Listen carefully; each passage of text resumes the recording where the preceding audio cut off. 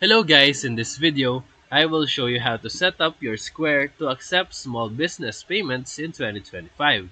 Step 1.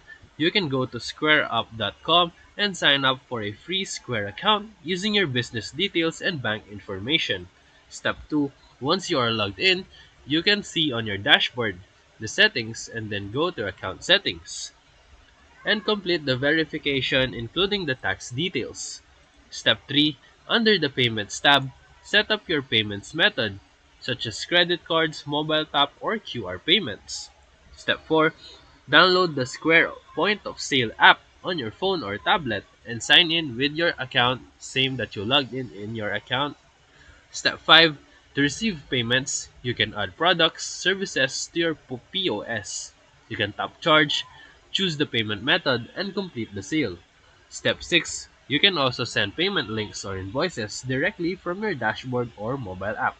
And now, you're ready to accept payments using Square for your small business.